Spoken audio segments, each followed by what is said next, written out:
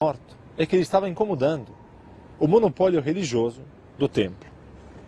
Mas nós sabemos que o Império Romano, que dava muita liberdade de gestão aos povos conquistados, aos povos súditos, mantinha para si o direito de vida e morte. Isto é, pode brigar à vontade, só que na hora que vocês querem matar alguém, isto é, o monopólio da violência, que é fundamental para todos os poderes, o monopólio da violência fica na mão dos romanos. Então aquela história que os judeus do templo, porque Jesus também era judeu, né? Os judeus do templo perguntaram para os romanos e pediram para que eles matassem Jesus, faz sentido nesta perspectiva. Claro que os romanos também não gostavam de confusão.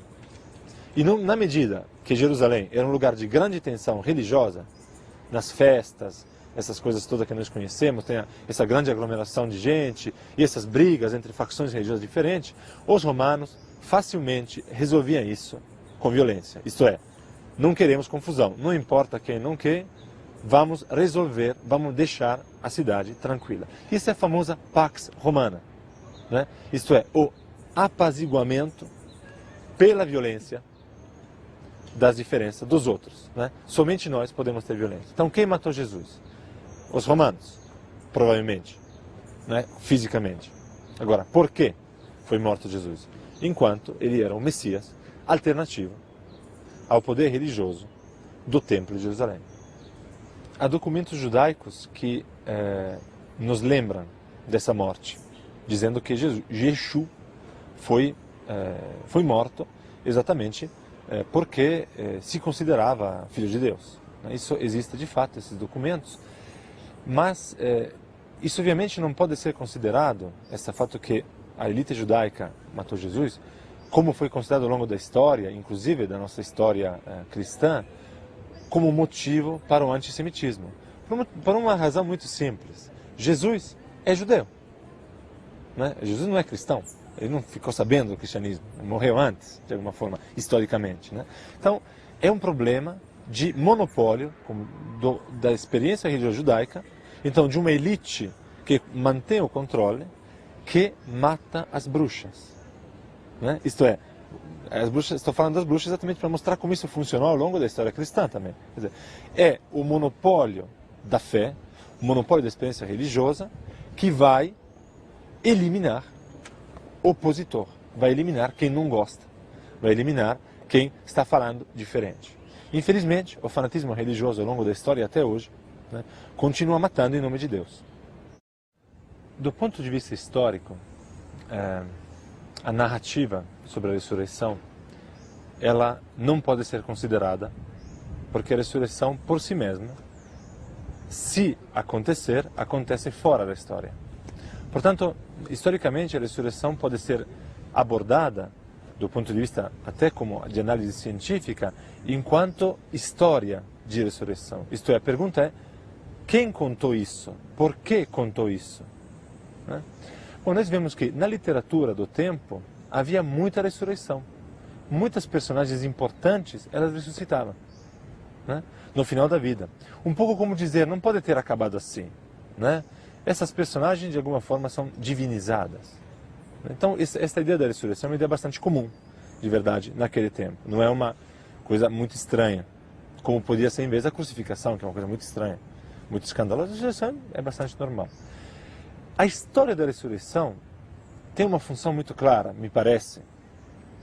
E aqui saímos um pouco do âmbito do Jesus histórico e vamos já para o âmbito das primeiras comunidades cristãs. De alguma forma, a impressão que os textos dão é que a história de Jesus foi tão bonita, tão importante, que não podia acabar aí, né? Isso do ponto de vista humano mesmo, né? Esse desejo de que não acabe, esse desejo que, de alguma forma, ele fique presente, se presentifique na história da igreja, na história individual de cada um, esta presença forte de uma personagem tão importante, que falou coisas tão bonitas, que fez coisas tão poderosas, etc. Então, do ponto de vista humano, a ressurreição é isso. Do ponto de vista da fé das pessoas, é claro que aí entra num âmbito que não me cabe aqui agora, do qual falar, não me cabe falar disso neste momento, né? Isto é, a fé na ressurreição é a fé, na verdade, numa personagem histórica que se torna divina. o que já era divina, e aí histórica e volta divina. Então, este âmbito é um âmbito estritamente, me parece, da experiência mesmo religiosa e de como as pessoas falam dela.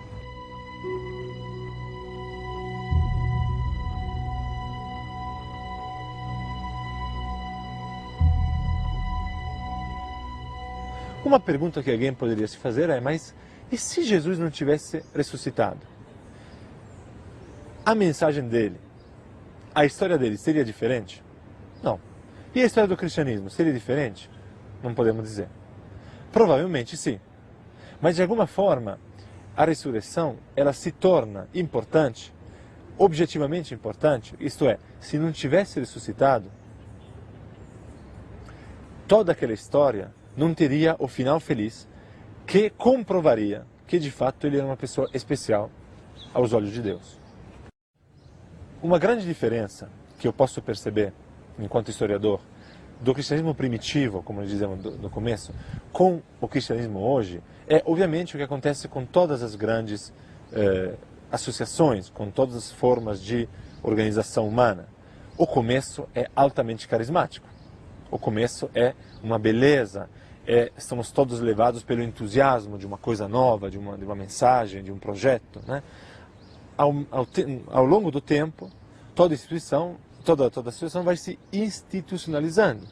Se perde o carisma, né, dizem os sociólogos, e se começa a entrar um pouco num sistema mais de organização.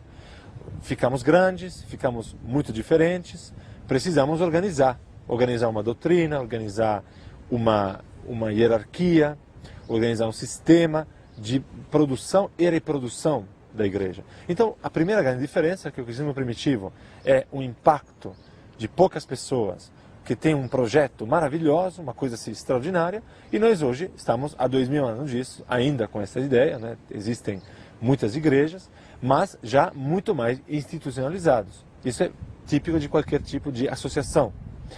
Por outro lado, uma das diferenças que mais me fascina a estudar o cristianismo primitivo e que eu acho que a gente poderia, de alguma forma, incorporar na nossa análise teológica hoje, é que o cristianismo primitivo era muito plural, aceitava muito mais a diferença de forma de estruturar uma comunidade, de presença, mesmo de teologias, de ideologias dentro do cristianismo, do que muitas vezes se tentou fazer ao longo da igreja. A história da igreja é sempre uma história de tentativa de alguém dizer que você não é cristão, que você não é do bem, que você é do contra, então tentar eliminar o outro, né? Me parece que se tem uma lição que a história nos dá, olhando para o cristianismo primitivo, esta dificuldade, esta tensão, mas essa capacidade de resolver esta grande pluralidade. Cada um podia ser diferente. Não precisava estar todo mundo debaixo, de alguma forma, do mesmo guarda-chuva, né? O guarda-chuva era bastante grande. Então o que nós chamamos hoje de ecumenismo, para as origens do cristianismo, era uma realidade. Quando se começou a busca do Jesus histórico, que é esse movimento científico de tentativa de recuperar, de fato, a face histórica de Jesus, isso aconteceu na Idade Moderna, né? E corresponde exatamente com uma mudança na maneira de se perceber a própria experiência religiosa, né?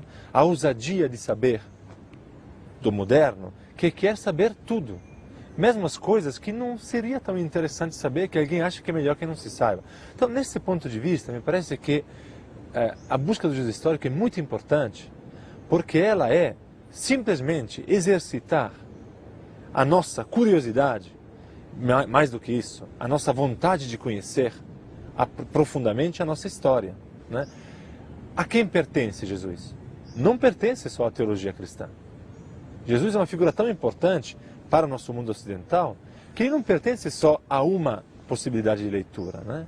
Eu diria que, então, para o cristão, conhecer a história de Jesus é conhecer, de alguma forma, as origens daquilo que ele considera um movimento, que depois tomou estradas diferentes também, foi refletindo, foi modificando, mas a origem continua lá.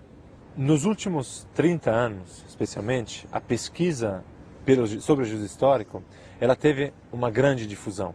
Não só do ponto de vista da literatura científica sobre isso, histórica, da ciência da religião, mas mesmo uma divulgação entre a comunidade de leitores mais assim laica, que não compreende muito essas questões técnicas, né? Isso eu acho muito importante, porque de alguma forma mostra como que essa pesquisa do juízo histórico se torna extremamente relevante, tanto para o público cristão, como mesmo para o público que quer entender a história da nossa civilização, a história da nossa cultura, né?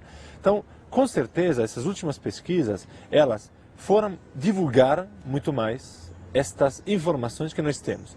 E essas informações que nós hoje temos, elas foram muito ampliadas